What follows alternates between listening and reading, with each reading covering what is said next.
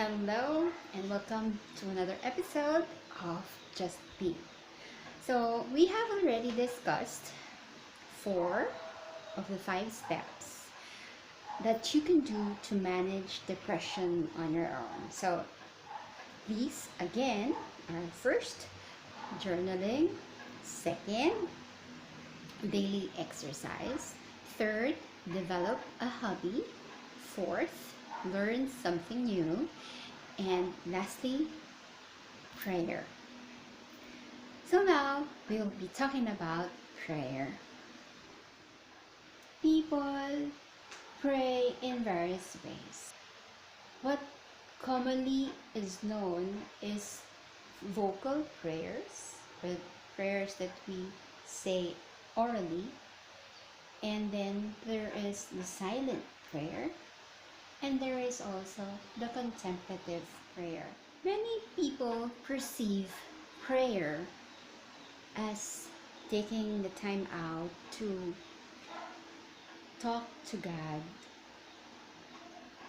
and lift up the desires of their hearts. Prayer isn't just setting aside a particular time of the day to do your rosary, your chaplet, your breviary. In fact, prayer should be from morning to evening of everything that you do, from picking up a piece of paper to combing your hair to buying a pair of shoes. This should all form part of your prayer if and only if it is done in love of God, done in search of the will of God for you in your life. In actuality, prayer is a relationship with God. So for any relationship, it has to grow. It has to be built on trust. And there should be love. And this love, it grows over time. If there's one thing I have learned in my life, is that love is a decision that we have to make every day.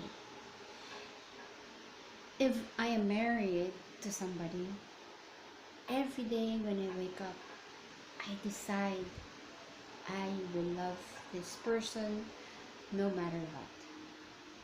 Because if love is gone, then the only thing that will remain would be that decision to love.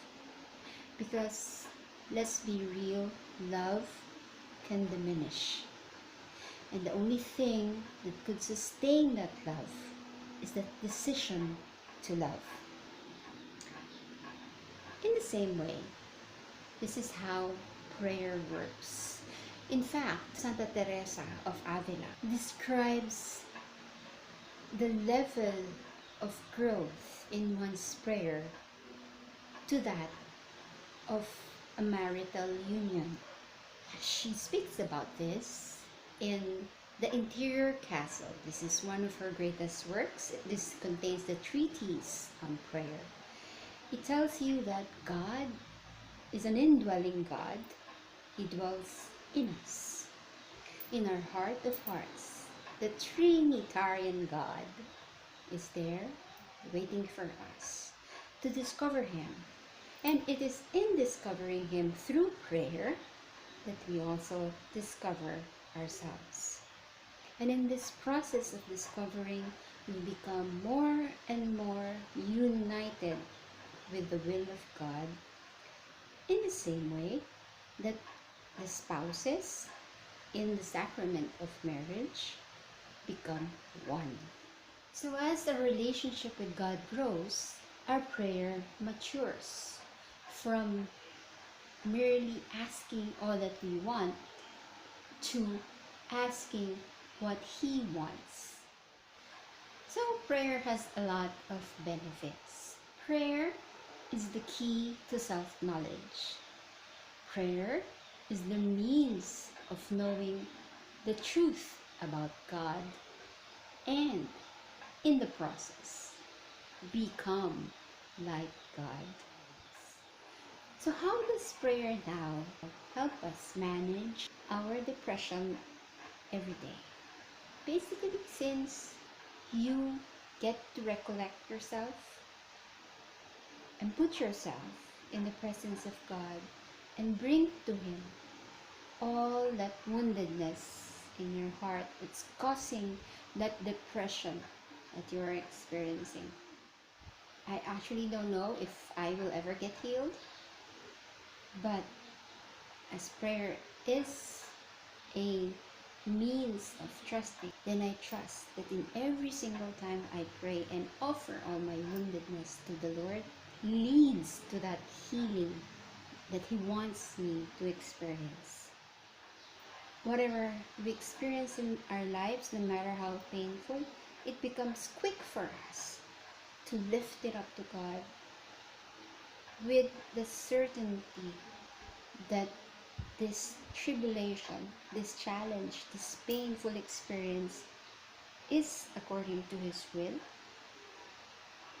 for the best. Prayer then teaches us to become more trusting, to become more open, to become more accepting of the circumstances that we encounter each day, to let go and allow the things to happen as they are, to just be. Let's keep praying, pray for one another. Just be.